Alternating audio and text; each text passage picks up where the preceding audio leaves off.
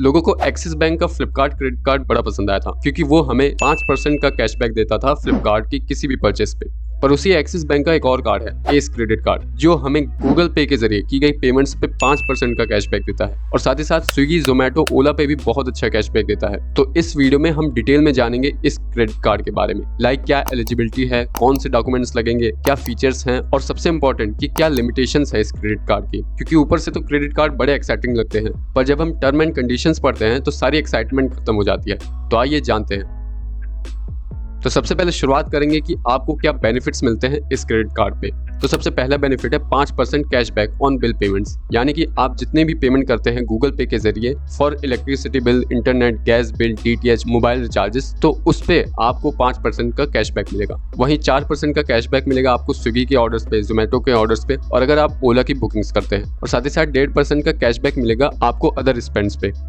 अब यहाँ तक तो चीज़ें बड़ी अच्छी लग रही हैं, पर आइए देख लेते हैं कि इस पे क्या लिमिटेशंस हैं और क्या टर्म एंड कंडीशंस हैं। तो सबसे पहले बात आती है 5% का कैशबैक जो आपको मिल रहा है वो आपको मैक्सिमम मिलेगा 500 रुपए तक का इन वन बिलिंग साइकिल, यानी कि लगभग एक महीने में आप मैक्सिमम 500 रुपए तक का कैशबैक अवेल कर सकते हैं। किसमें? एक तो कैशबैक ऑन बिल पेमेंट्स में और स्विगी, जोमेटो और ओला पे भी जो आप पेमेंट करेंगे जिसपे आपको 4% का कैशबैक मिलता है, इन दोनों को मिला के, यानी कि गूगल पेमेंट और स्विगी, जोमेटो, ओला की दोनों को मिला के आपको मैक्सिमम 500 रुपए तक का कैशबैक मिलेगा। वहीं जो अदर स्पेंड्स हैं जो कि आप दूसरे मर्चेंट से करेंगे उस पे जो आपको 1.5% का कैशबैक मिल रहा है वो अनलिमिटेड है। अब यहाँ पे दूसरी लिमिटेशन ये है कि जितनी भी पेमेंट आप गूगल पे से करेंगे वही एलिजिबल होगी आपकी कैशबैक की, जिसपे आपको 5% का कैशबैक मिल रहा है। वहीं जो भी पेमेंट भले ही आप कार्ड से कर रहे हैं पर आपने अगर गूगल पे से नहीं की तो वो एलिजिबल नहीं होगी किसी भी कैशबैक के लिए। तो ये तो थी दूसरी लिमिटेशन। अब तीसरी लिमिटेशन ये है कि आपको fuel spend, EMI transaction, purchases through EMI पे, वॉलेट लोडिंग पे, कैश एडवांसेस या रेंटल पेमेंट, या अगर आप गोल्ड या ज्वेलरी आइटम्स खरीदते हैं या अपनी इंश्योरेंस की पेमेंट करते हैं या एजुकेशनल सर्विसेज की पेमेंट करते हैं या किसी आउटस्टैंडिंग बैलेंस की पेमेंट करते हैं या कार्ड की ही फीस की पेमेंट करते हैं तो उस पे आपको कोई कैशबैक नहीं मिलेगा। तो ये तो थी सारी लिमिटेशंस। चलिए इसे एक रियल लाइफ एग्जांपल से समझ लेते हैं कि आपको कैसे कितना कैशबैक मिलेगा। तो माना आपने एक बिलिंग साइकिल में 40,000 रुपए स्पेंड किए, 5,000 रुपए आपने स्पेंड किए गूगल पे के थ्रू, जिसमें आपने यूटिलिटी बिल की पेमेंट की, रिचार्जेस किए एटसेट्रा। फिर 10,000 का स्पेंड हो गया स्विगी, जोमेटो और ओला पे। फिर 25,000 रुपए आपने अदर स्पेंड्स पे स्पेंड किए। वहीं उसी 25,000 में मान लीजिए 10,000 की तो ईएमआई परचेस थी। फिर जो आप कैशबैक मिलेगा वो किस अमाउंट में मिलेगा? तो वो मिलेगा आपको पहले तो रिचार्ज और बिल पेमेंट जो आपने गूगल पे से की वो ऐड हो गया, यानी कि 5,000। फिर उसके बाद स्विगी, जोमेटो की जो पेमेंट्स थी वो 10,000। फिर जो अदर स्पेंड्स थे जो कि 25,000 थे वो इंक्लूड होंगे, पर जो ईएमआई ट्रांजैक्शन थी उसे माइनस कर दिया जाएगा, यानी कि -10,000। तो ओवरऑल आपको 30,000 रुपए पे कैशबैक मिलेगा। पर 30,000 रुपए पे सीधे कैशबैक नहीं मिलेगा, अलग अलग होके मिलेगा। जैसे कि 5,000 आपने गूगल पे से की तो उस पे 5% तो हो गए 250 रुपए। वहीं जो 10,000 रुपए आपने स्पेंड किए स्विगी, जोमेटो, ओला पे तो उस पे 4% का कैशबैक मिलेगा तो हो गए 400 रुपए। वहीं जो बचे 15,000 रुपए ऑब्वियसली ईएमआई ट्रांजैक्शन को छोड़ के उस पे मिलेगा 1.5% तो हो गया कैशबैक 225 रुपए।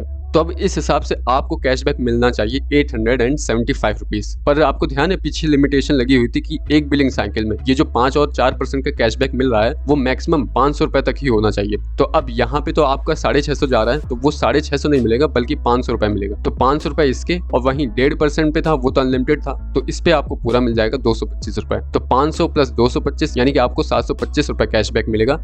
तो चलिए अब देख लेते हैं बेनिफिट्स, क्योंकि अभी बेनिफिट्स खत्म नहीं हुए हैं। तो दूसरा बेनिफिट है लॉन्च एक्सेस का। तो यहाँ पे आपको एक कैलेंडर ईयर पे 4 कॉम्प्लीमेंट्री लॉन्च एक्सेस मिलेंगे अपने क्रेडिट कार्ड के थ्रू। अब इसमें क्या लिमिटेशन है और वो कौन से लॉन्चेस हैं जिन पे आपको एक्सेस मिलेगा उसे भी जानते हैं। तो देखिए, अगर आपने पिछले 3 महीने में 50,000 रुपए स्पेंड किए हैं अपने क्रेडिट कार्ड के थ्रू तो आपको ये लॉन्च एक्सेस मिलेगा। वहीं अगर मान लीजिए आपने अभी कार्ड अवेल किया है, यानी आपके पास अभी नया कार्ड है और आपको तुरंत किसी लॉन्च एक्सेस की जरूरत पड़ती है, तब ये क्राइटेरिया फॉलो नहीं होगा फॉर नेक्स्ट 3 मंथ। और फिर उसके बाद से आपके ऊपर क्राइटेरिया फॉलो होगा कि आपने पिछले 3 महीने में 50,000 रुपए की पेमेंट की है या नहीं। और वहीं लॉन्चेस की बात कर लें तो आपको 3 लॉन्च एक्सेस मिलेंगे न्यू दिल्ली में, एक हैदराबाद में, एक कोलकाता में, 2 मुंबई में, 2 चेन्नई में और 2 बैंगलोर में। बाकी आपको ये भी डिटेल हमने दे दी कि वो लॉन्च कौन से हैं और वो किस टर्मिनल पे हैं। अब अगला जो बेनिफिट है वो है फ्यूल सरचार्ज वेवर का। तो देखिए, इसमें कैशबैक तो आपको नहीं मिलेगा पर सरचार्ज वेवर मिलेगा, वो भी जब आप 400 से 4,000 के बीच में ट्रांजेक्शन करेंगे, और वो मैक्सिमम आपको मिल सकता है 500 रुपए एक महीने में, या कहें तो एक बिलिंग साइकिल में। और फिर अगला बेनिफिट आता है डाइनिंग डिलाइट का, यानी कि एक्सिस बैंक के कुछ पार्टनर रेस्टोरेंट्स हैं इंडिया में, लगभग 4000 से ज़्यादा। वहाँ पे आपको 15% का डिस्काउंट मिलेगा अगर आपकी मिनिमम ऑर्डर वैल्यू 2500 से ज़्यादा होती है, और ये डिस्काउंट मैक्सिमम 500 रुपये तक मिल सकता है। यानी कि जब आप 2500 या उससे ऊपर का ऑर्डर करेंगे तभी ये ऑफर अवेल होगा, और ये ऑफर सिर्फ 1 महीने में आप एक ही बार अवेल कर सकते हैं। तो चलिए अब देख लेते हैं कि इस कार्ड को अवेल करने का एलिजिबिलिटी क्राइटेरिया क्या है। तो इसके लिए ऑब्वियसली आपकी एज 18 से ऊपर होनी चाहिए, और यहाँ पे जो डॉक्यूमेंट्स लगेंगे वो रहेगा पैन कार्ड की photocopy, colour photograph, latest salary slip या बैंक स्टेटमेंट या फॉर्म 16 या IT रिटर्न्स आपने अगर फाइल किया हो तो वो। बाकी रेजिडेंस प्रूफ में आप passport, driving licence, voter ID, Aadhaar card में से कोई भी एक दे सकते हैं। और वहीं आइडेंटिटी प्रूफ में passport, driving licence, voter ID card, Aadhaar card या पैन कार्ड दे सकते हैं। अब ये केस टू केस बदल सकता है, और ऐसा भी नहीं है कि आपने अप्लाई किया तो आपको मिल ही जाएगा। ये सब एक्सिस बैंक के ऊपर है कि वो आपको क्रेडिट कार्ड प्रोवाइड करेंगे या नहीं। तो अभी तक आपने सारे बेनिफिट्स जान लिए, एलिजिबिलिटी जान ली, और अगर आप एलिजिबिलिटी क्राइटेरिया को फुलफिल करते हैं तो ये देख लेते हैं कि ये क्रेडिट कार्ड में आपको चार्जेस क्या देने पड़ेंगे। तो सबसे पहले है ज्वाइनिंग फीस, जो रहेगी 499 की एनुअल फीस, जो आपको हर साल देनी पड़ती है। हालांकि पहले साल आपसे नहीं ली जाएगी, पर अगले साल से 499 रुपीज की एनुअल फीस ली जाएगी, पर वो वेव ऑफ हो जाएगी, यानी कि वो आपको नहीं देनी पड़ेगी अगर आपने पिछले साल 2 लाख से ज्यादा का स्पेंड किया होगा इस क्रेडिट कार्ड पे। वहीं कार्ड रिप्लेसमेंट की कोई फीस नहीं है, कैश पेमेंट फी है 100 रुपीज, बैलेंस इंक्वायरी चार्जेस नहीं है, और फाइनेंस चार्जेस की बात की जाए तो वो है 52.86%, जो कि थोड़े से हाई है क्योंकि ज्यादातर क्रेडिट कार्ड्स के लगभग 40 और 45 के आसपास रहते हैं। आगे बात करें कैश विड्रॉल फीस की, तो वो रहेगी 2.5%। ओवरड्यू पेनल्टी या कहें तो लेट पेमेंट फीस रहेगी 0 अगर ड्यू है 500 रुपए से कम। वहीं 500 से 5000 के बीच में है तो 500 रुपीज, 5000 से लेकर 10,000 के बीच में है तो 750 रुपए, और 10,000 से ऊपर है तो 1200 रुपए। फॉरेन करेंसी ट्रांजैक्शन करते हैं तो वो रहेगा 3.5% ऑफ ट्रांजैक्शन वैल्यू। वहीं रिवॉर्ड रिडीम करने की कोई फीस नहीं लगेगी। तो ये थी सारी डिटेल एक्सिस के एस क्रेडिट कार्ड के बारे में।